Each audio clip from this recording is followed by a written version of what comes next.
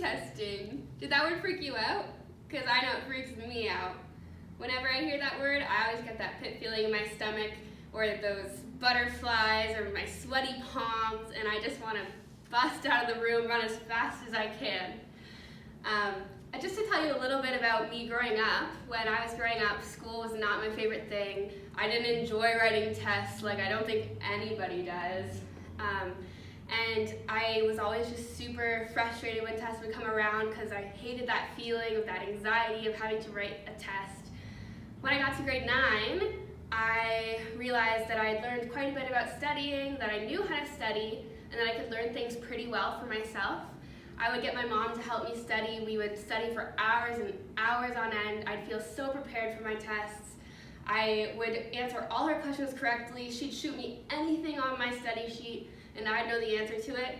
But I'd get into class, sit down, look at my paper, and I wouldn't know any of the answers. It was so frustrating because that test anxiety would just take over.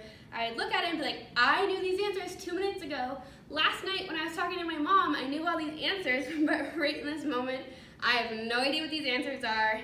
And that's exactly what test anxiety is, and basically what I'm going to be talking about today. I'm going to be talking about specifically the article Anxiety, Confidence, and Conformity by Muner and Rule. This is basically a study done to try and figure out the effects of test anxiety and how people conform, how people are confident in their answers, and how feedback can affect people's answers and replies and confidence.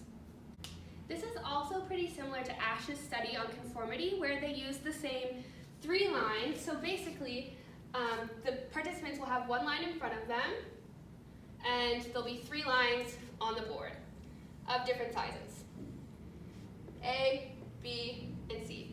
Basically, this line would match one of these lines, and the objective of Ash's study was to figure out whether people would, obviously we all know the answer is B per se, right? I can't draw these exactly, but let's say the answer is B.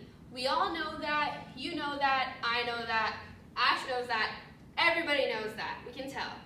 But the purpose is to figure out whether people will be confident in the fact that they know this, or whether they'll just conform to somebody else if they're saying A because they're like, I can obviously see this is B, but everyone else says it's A, so do I put A?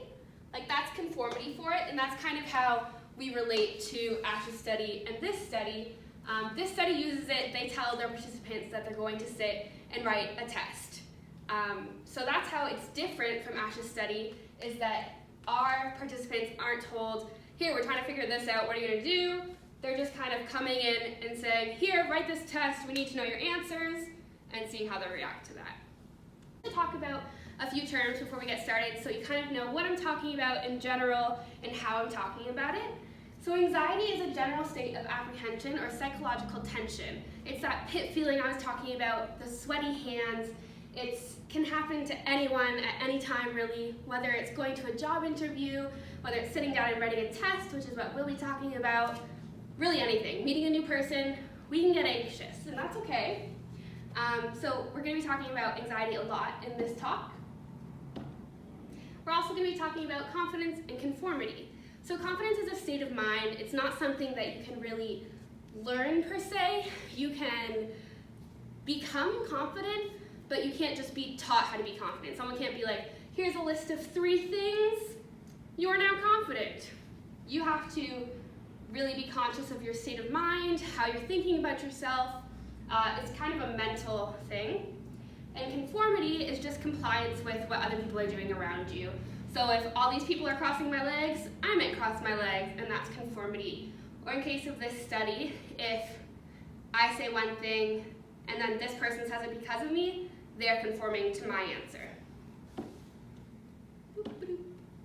This is basically the gist of our experiment. These are the lines that each experimenter was shown. We had a bunch of participants that were taken. They took a test to begin with that was a test anxiety scale. They were scaled from 1 to 17. The people who scored a 1 to 3 were considered low anxious testers, and the people who scored 11 to 17 were considered high anxious testers. And those are the people that were taken into the room to do this study. So 2 at a time, they would enter the room. The experimenter would have no idea whether they were high anxious or low anxious, and they would see these lines on the screen, these 3 lines, A, B, and C. And in front of them, they would have the target line. So what they're trying to do is take the target line and match it to either A, B, or C. Now that's not necessarily the hard part. What they really want to see as experimenters is whether each participant would answer for themselves, how confident they would feel about their own answer, and then whether they would change their answer if the person beside them answers was different. Because they didn't hide each other's answers from each other because they wanted to see if they would conform to the other person. So these lines are put in front of them. They answered their question, they either conformed or were confident in their answer, and then afterwards the experimenter would give them feedback. So the feedback would either be positive, negative, or there would be no feedback whatsoever. The positive feedback would be things like, you did really good, you got the right answer, great going, you should do this again, like, you did really good. Negative feedback would be like, I'm sorry, you didn't get the answer, you're not right, things like that. And no feedback, they would just tell them to leave the room, they're done with the study, they don't need them anymore. Different people took this feedback differently, and that's kind of part of our observations. So our observations.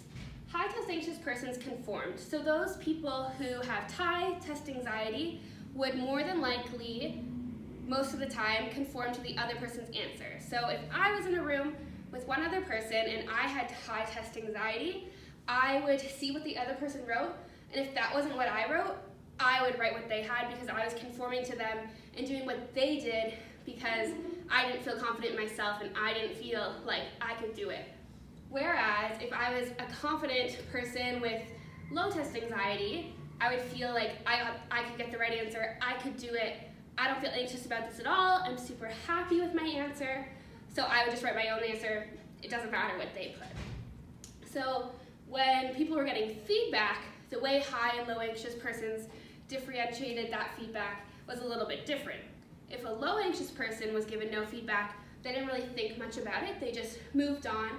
And if a high anxious person was given not very much feedback, then they took that to themselves, they would be down on themselves and think that it was negative feedback rather than just a lack thereof. So I want you to go away thinking of every test as a walk in the park. This says park.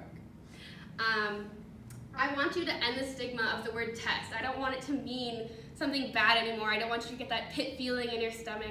I just want you to hear the word and say, yeah, I got this. That's my end.